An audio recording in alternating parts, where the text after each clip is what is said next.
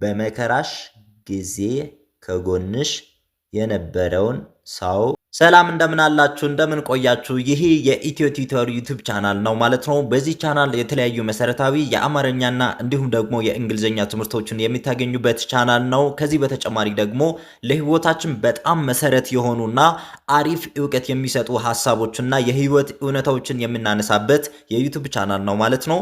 በዚህ ቻናል ከተቀላቀላችሁ ሳብስክራይብ ካደረጋችሁ ብዙ ነገር እንደምትማሩ እርግጠኛ ሆኜ ነው የምነግራችሁ ማለት ነው።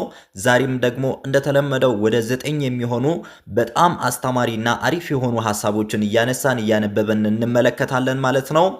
ከዚህ በተጨማሪ ደግሞ በጣም አስደሳችና ደስ የሚል ዜና አላችሁ።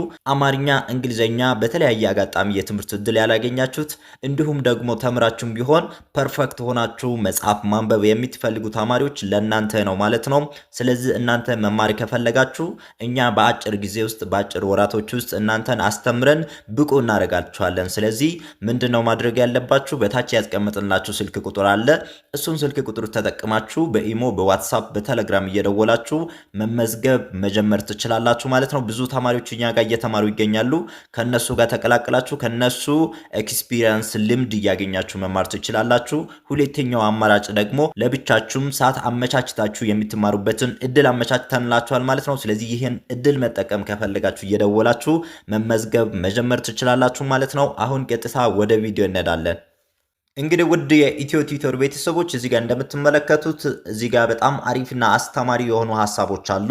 እነኚህን ሐሳቦችን እያንዳንዱን ምን ለማለት እንደፈለጉ ምናምን እያነሳናቸው አንድ ላይ እያነበብን እየጻፈን እንሄዳለን ማለት ነው። እናንተ ማንበብ ላይ የምትቸገሩት ቀደም ብላችሁ አንብቡ። እንደገና ደግሞ መጻፍ ላይ የምትቸገሩ ተማሪዎች ካላችሁ እኔ ካነበብኩ በኋላ በደብተራችሁ ላይ እየጻፋችሁ መሞከር ትችላላችሁ። ግን ሁላችሁም በደንብ አድርጋችሁ ካዳመጣችሁ ለህይወታችሁ በጣም አሪፍ የሆነ ነገር እንደምታገኙ እርግጠኛ ሆኜ ነው የምነግራችሁ ማለት ነው። ከመጀመሪያዊቷ ነው የምንጀምረው። የመጀመሪያዊቷ ሐሳብ እችን ትመስላለች። ምን ትላለች ሐሳቧ? አብረን የምናነብ ነው የሚሆነው። ሁሉም ሰው የሚወደው ነገር እውቅና ማግኘት ነው። ሁሉም ሰው የሚወደው ነገር እውቅና ማግኘት ነው። ሁሉም ሰው የሚወደው ነገር እውቅና ማግኘት ነው። እውቅና ማግኘት ነው የሚለው ቃል ምን ለማለት ነው? ቤተሰቦቻችን ለምሳሌ አንዳንድ ሰዎች ወደ እናንተ ሲመጡ ወይም ስታገኟቸው የነሱ መኖር በጣም ብዙ ጥቅም እንደሚያመጣ ለእናንተ እንደገና ደግሞ የተጠቃሚነት ስሜት እንዲሰማቸው ካደረጋቸዋቸው ሁሉም ሰዎች እናንተን ይቀበሏቸዋል ማለት ነው። ይሄ ለአንድ ሰው ወይም ለተወሰነ ሰው ብቻ ሳይሆን ማንኛውም የሰው ልጅ የሚፈልገው አይነት ነገር ነው ማለት ነው። ቤተሰቦቻችን በግልጽ አማርኛ ምን ማለት ነው? ወደ እናንተ ሰዎች ሲመጡ ወይም እናንተ እነሱን ስታገኟቸው ልክ የነሱ መኖር ጠቀሜታ እንዳለው ወይም እናንተን በጣም እንደሚጠቅም አድርጋችሁ ነው መግለጽ ያለባችሁ። እውነትም ደግሞ የሚጠቅማችሁ ሰዎች ሊሆኑ ይችላሉ። ግን ከሰዎች ጋር ያለው የመግባባት ክህሎታችሁን ደግሞ ለማሳደግ ከሰዎቹ ጋር ለመተዋወቅ ምንድነው የነሱ መገኘት ወይ የነሱ መኖር ለእናንተ የሆነ ቫልዩ እንደሚጨምር የሆነ ዋጋ እንደሚጨምር አድርጋችሁ ካሰባችሁ ብዙ ሰዎች ይቀበሏቸዋል ማለት ነው። ስለዚህ ማንም ሰው ሁሉም ሰው የሚወደው ነገር እውቅና ማግኘት ወይም ከናንተ አካባቢ ሞገስ ወይም ከናንተ አካባቢ አድናቆት ወይም ጠቀሜታ ስሜት እንዲሰማቸው ይፈልጋሉ ማለት ነው ቤተሰቦቻችን። ስለዚህ ይሄ በጣም ትክክለኛ እውነት ነው ማለት ነው። ሁሉም ሰው የሚወደው ነገር እውቅና ማግኘት ነው ይላል። እችኛ የመጀመሪያዊቱ ሐሳብ ናት ቤተሰቦቻችን። ምን ያክል ሐሳቧን እንዳገኛችሁ ራሳችሁ ናችሁ የምታውቁት። ካልሆነ ደጋግማችሁ እያነበባችሁ ሐሳቧን ማግኘት ትችላላችሁ ማለት ነው። ለምን ይህ ሐሳብ ለሁሉም ሰው የሚሰራ ማለት ነው። ለአንድ ሰው ለሁለት ሰው ምናምን ሳይሆን ለሁሉም ሰው የሚሰራ ሐሳብ ነው ማለት ነው ቤተሰቦች። ሁለተኛይቷ ሐሳብ ደግሞ እችን ትመስላለች። እሷም ከመጀመሪያዊቷ ሐሳብ ጋር ትንሽ ትመሳሰላለች ማለት ነው። ምን ትላለች? አንድ ላይ ነው የምናነበው ማለት ነው። እናንተ ቀደም ብላችሁ ካነበባችሁ ጥሩ። ካነበባችሁ በኋላ ሐሳቧ ምን ለማለት እንደፈለገች አብረን እየተወያየንበት እንሄዳለን ማለት ነው ቤተሰቦቻችን። ስለዚህ በዚህ ቪዲዮ እናንተ ለህይወታችሁ በሆነ አቅጣጫ ላይ የሆነ ጥቅም እንድታገኙ እንድትማሩበት ስለሆነ ዋናው ፖይንታችሁ ወይም ዋናው ፎከሳችሁ ሐሳቧ ላይ ነው መሆን ያለበት ማለት ነው። ስለዚህ ምን ትላለች? ማንም ሰው የማይጠላው በአደባባይ መመዝገን ነው። ማንም ሰው የማይጠላው በአደባባይ መመዝገን ነው ይላል። ይሄ ማለት ምን ማለት ነው? ቤተሰቦቻችን ለምሳሌ እናንተ በአደባባይ ወይም በጣም ብዙ ሰዎች በተሰበሰቡበት የሆነ ሰውን ስም ጠርታችሁ ካመሰገናችሁ ያን ሰው ደስ ይሏል እንጂ መቼም ከእናንተ ጋር አይጣላም ወይም ያን ነገር አይጠላም ማለት ነው። ግን የሚጠሉት ምንድን ነው? በአደባባይ ስገሰጽ ነው ማለት ነው። ብዙ ሰው የሚጠላው ነገር በአደባባይ መገሰጽ ነው እንጂ መመዝገን አይጠላም ማለት ነው። አሁን ብዙ ቦታ ላይ ለምሳሌ አንዳንድ ጊዜ ሰዎች አደባባይ ላይ ወጥቶ እከለን እንደዚህ ስላደረገልኝ ሶሻል ሚዲያ ላይ ሊሆን ይችላል አደባባይ ወጥቶ እንደዚህ ስላደረገልኝ ማመስገን እፈልጋለሁ ምናምን ብሎ ሲናገር የሆነ ሰው ለምንድን ነው የምታመሰግነኝ ምናምን ብሎ ሲጣላ አይታችሁ አታውቁም አይደለ? ግን ከዛ የበለጠ ግን በጣም ትልቅ የሆነ ሰው የሚመክር ሰው ሊሆን ይችላል፣ አስተማሪ ሊሆን ይችላል። በሆነ አደባባይ ወይም በሶሻል ሚዲያ ላይ ሲወቅሷቸውና ሲገስጿችሁ ማንም ሰው ደስተኛ አይሆንም ማለት ነው ቤተሰቦቻችን። ስለዚህ ይሄ የሰዎች ተፈጥሮ ነው ማለት ነው። የሰዎች ተፈጥሮ እንዴት ነው? በተፈጥሮ ሰዎች ማመስገንና አፕሪሺየት ማድረግ አንተ ትችላለህ ማለት ማድነቅ ምናምን ይወዳሉ። ስለዚህ በአደባባይ እናንተ ስታደንቋቸውና ስታመሰግኗቸው በጣም ደስ ይላቸዋል ማለት ነው። ግን በአደባባይ ስትገጽጿቸው ወይም ስትወቅሷቸው ማየት አይፈልጉም ማለት ነው ቤተሰቦቻችን። ስለዚህ ይህኛውን የሰውን ባህሪ ማወቅ አለባቸው ማለት ነው ቤተሰቦቻችን። ስለዚህ በጣም አሪፍና የሚመሳሰሉ ሀሳቦች ናቸው ከአንደኛዋና ሁለተኛይቷ። ስለዚህ በደንብ አድርጋችሁ ሀሳቧን ለማግኘት ሞክሩ። አሁን ወደ ሶስተኛው ሀሳብ ነው የምንመራው ማለት ነው። እናንተ ቤተሰቦቻችን ምን ያክል ከዚህ ቪዲዮ እየተጠቀማችሁ እንደሆነ ኮሜንት ላይ ታስቀምጡልኛላችሁ። እንደገና ደግሞ እንደተለመደው በጣም የወደዳችኋትን ሀሳብ ኮሜንት ላይ እየጻፋችሁ ትወጣላችሁ ማለት ነው። በጣም አሪፍ። ኦኬ አሁን ወደ ሶስተኛዋ እንሄዳለን። ሶስተኛይቷ ደግሞ እችን ትመስላለች። በጣም አሪፍና አስተማሪ የሆነች ሀሳብ ናት። እሷም በደንብ አድርጋችሁ ከኔ ቀደም ብላችሁ አንብቡና አብረን የምናነብ ነው የሚሆነው ማለት ነው። በጣም አሪፍ። ሰው ምን ትላለች? ክፉ አእምሮ ያለው ሰው ከነጭ ግድግዳ ላይ ጥቁር ነጥብ ያያል። ይህ ማለት ምን ማለት ነው ቤተሰቦቻችን? በጣም አሪፍና አስተማሪ የሆነች ሀሳብ ናት። እችኛዋን ሀሳብ በደንብ አድርጋችሁ እንድትረዷት አበረታታችኋለሁ። ይህ ማለት ምን ማለት ነው? ክፉ አእምሮ ወይም ክፉ ማይንድ ያለው ሰው ወይም ክፉ ሀሳብ በውስጡ ያለው ሰው ከነጭ ግድግዳ ላይ ጥቁር ነጥብን ያገኛል። ይህ ማለት ምን ማለት ነው ቤተሰቦቻችን? ለምሳሌ ግድግዳ የቤቱ ግድግዳ በነጭ ቀለም ነው የተቀለመው ወይም የተቀባው ነጭ ቀለም ነው፣ ግን ትንሽ የነጠብጣብ ነገር ጥቁር አለች። ስለዚህ እሷን ፈልጎ ነው የሚያገኘው ማለት ነው ክፉ አእምሮ ያላቸው ወይም ክፉ ልብ ያላቸው ሰዎች። ይሄ ማለት ምን ማለት ነው? እናንተ 100 የሚሆኑ መልካም ነገሮችን ካደረጋችሁ በኋላ ምናልባት አንድ ጥፋት ካጠፋችኋት ያችኛዋን ጥፋት አውጥቶ ለመናገር ይሞክራሉ ወይም ያችኛዋን ነገር ለማውጣት ይሞክራሉ ማለት ነው። ወይም እናንተ ለመልካም ያሰባችኋቸው በጣም ብዙ ነገሮች እያሉ እነሱ ደግሞ ያ እናንተ በመልካም አስተሳሰብ ያደረጋቸውን ነገሮች እነሱ ደግሞ ወደ ኔጌቲቭ ወደ መጥፎ ለመቀየር ትንሽ ነገር ከዛ ውስጥ ለማውጣት ይፈልጋሉ ማለት ነው። ስለዚህ ከእንደዚህ አይነት ሰው ራሳችሁን መደበቅ አለባችሁ ማለት ነው፣ ወይም ማራቅ አለባችሁ ማለት ነው። ስለዚህ እነዚህ አይነት ሰዎች ካልተማሩ ወይም ካልተመለሱ በቀር አይመለሱም ማለት ነው። በቃ ተፈጥሯቸው ይሆናል ማለት ነው። በጣም መልካም ብላችሁ እናንተ ከምትሰሩባቸው ነገሮች ውስጥ እነሱ በጣም ጥቂት የሆኑ ክፉ ነገሮችን ለማውጣት ይሰራሉ ማለት ነው። ስለዚህ ክፉ አእምሮ ያለው ሰው ከነጭ ግድግዳ ላይ ጥቁር ነጥብን ያወጣል የምለውን ሀሳብ ሶስተኛ ላይ ተመልክተናል ማለት ነው። ቤተሰቦቻችን በጣም አሪፍ ሰው በደንብ አድርጋችሁ አንብቧት። ከዛ ሀሳቧን ለማግኘት ሞክሩ። አሁን ወደ አራተኛ እናመራለን። አራተኛይቷ ሀሳብ ደግሞ እችኛዋ ናት ማለት ነው። ቤተሰቦቻችን ምን ያክል እየተጠቀማችሁ እየተማራችሁ እንደሆነ ኮመንት ላይ ማስቀመጣችሁ አይቀርም ማለት ነው። ቤተሰቦች በጣም ከወደዳችኋቸው ደግሞ ኮመንት ላይ የእናንተን ሀሳብ በምን አቅጣጫ ትክክለኛ እውቀት እንዳገኛችሁ ብትጽፉልኝ ደስ ይለኛል ማለት ነው። እኛም ደግሞ የበለጠ እንድንሰራ ያበረታታናል። ቤተሰቦቻችን በጣም ጥሩ። አራተኛይቷ ሀሳብ ምን ትላለች? ሁሉም ለማስደሰት የሚሞክር ሰው ጭንቀት ያከማቻል።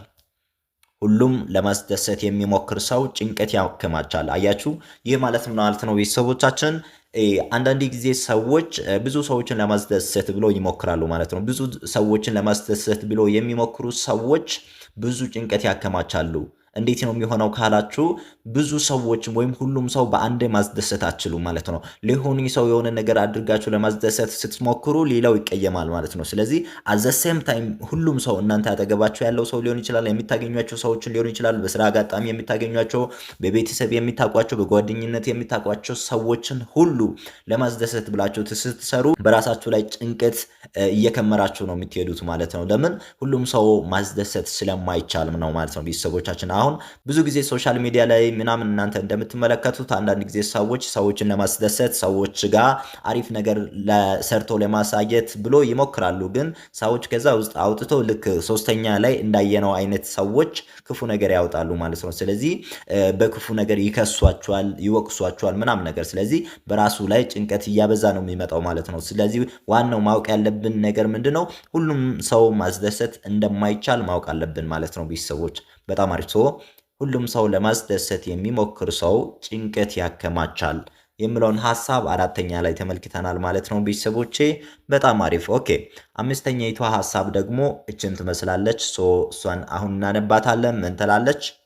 የትኛውም ሰው ስናከብር ሰው ስለሆነ ብቻ መሆን አለበት። የትኛውም ሰው ስናከብር ሰው ስለሆነ ብቻ መሆን አለበት። አያችሁ፣ ሰዎች ብዙ ጊዜ ክብር የሚሰጧቸው ሰዎች አሉ።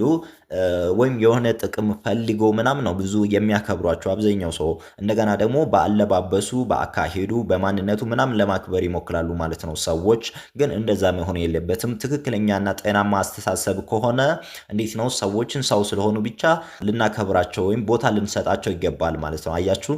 ስለዚህ የትኛውም አይነት የህይወት ደረጃ ላይ ሊሆን ይችላል፣ ደሃ ሊሆን ይችላል፣ ሀብታም ሊሆን ይችላል፣ ቀይ ሊሆን ይችላል፣ ጥቁር ሊሆን ይችላል፣ መልከ መልካም፣ መልከ ጥፉ ሊሆን ይችላል። የትኛውም ሰው ቢሆን ሰው ስለሆነ ብቻ የሆነ ማድረግ ያለባችሁን ነገር ማድረግ አለባችሁ ማለት ነው ቤተሰቦች። ስለዚህ ይህኛው ሐሳብ በጣም አሪፍና እኛ ሁላችን በልባችን ውስጥ ልናስቀምጠው የሚገባ ሐሳብ ነው ማለት ነው ቤተሰቦቻችን። በጣም አሪፍ። አምስተኛይቷ ሐሳብ ምን ትላለች? የትኛውም ሰው ስናከብር ሰው ስለሆነ ብቻ መሆን አለበት የሚለውን ሐሳብ አምስተኛይቷ ላይ አንስተናል ማለት ነው። ውድ ቤተሰቦች እየፈጠንኩባችሁ ከሆነ ቪዲዮን ፓውዝ እያደረጋችሁ ሐሳቧን በደንብ ለማግኘት ሞክሩ ቤተሰቦቻችን። በጣም ይቅርታ ድምፅም ዛሬ ትንሽ ተይዟል፣ ጉንፋን ነገር ይዞኝና ምንም ማድረግ አይቻልም። እናንተ ግን በደንብ አድርጋችሁ ሐሳቧን ለማግኘት ሞክሩ ቤተሰቦች። ኦኬ ስድስተኛይቷ ሐሳብ ደግሞ እችን ትመስላለች። ስድስተኛይቷን ሐሳብ ደግሞ አሁን የምናነብ ነው የሚሆነው ማለት ነው ቤተሰቦች። በጣም አሪፍ። ምን ትላለች? ትልቅነት የሚለካው በገንዘብ ሳይሆን በአስተሳሰብ ነው። ትልቅነት የሚለካው በገንዘብ ሳይሆን በአስተሳሰብ ነው። አያችሁ፣ ይህ ማለት ምን ማለት ነው ቤተሰቦቻችን? ሰዎችን አሁን ትልቅ ብሎ የሚያስቡት በገንዘብ በጣም ከፍ ያለ ሰው ከሆነ ወይም በሆነ አጋጣሚ ገንዘብ ያለው ሰው ካገኙ በጣም ትልቅ ሰው ወይም ትልቅነት ብሎ ያስባሉ። ይሄ በጣም የተሳሳተ አስተሳሰብ ወይም የተሳሳተ አመለካከት ነው። ገንዘብ ያገኘ ሰው ገንዘብ ያለው ሰው ትንሽ ያልኩ ባይሆንም አንዳንድ ሰዎች ገንዘብ ላይ ከሆነ በገንዘብ ወይም ቁሳቁስ በጣም ትልቅ ደረጃ ላይ የሚቀመጡ ግን በአስተሳሰባቸው በጣም የወረዱና በጣም ትንሽ አስተሳሰብ ያላቸው ብዙ ሰዎችን አይተናቸው ሊሆን ይችላል፣ ወይም የምናውቃቸው ሰዎችም ሊኖሩ ይችላሉ ማለት ነው። ስለዚህ አስተሳሰባችን ስናሳድግ ነው ትልቅ የምንሆነው እንጂ በገንዘብ ደረጃ ወይም በቁሳቁስ ደረጃ ስናድግ ትልቅ እንሆናለን ብለን ራሱ ማሰብ የለብንም ማለት ነው። ስለዚህ ትልቅነት የሚለካበት ዋናው ነገር አስተሳሰባችን ምን ያክል ትልቅ ሆነ፣ አመለካከታችን ምን ያህል ትልቅ ሆነ የሚለው ነው እንጂ በኪሳችን ያለው ወይም በባንክ ውስጥ ያለው ገንዘባችን ምን ያህል ትልቅ ሆነ የሚለው ትልቅነታችን ሊለካው አይችልም ማለት ነው ቤተሰቦች። ይህን ሐሳብ ለማሳየት ያክል ነው ማለት ነው። ስድስተኛይቷን ያመጣኋት ምን ትላለች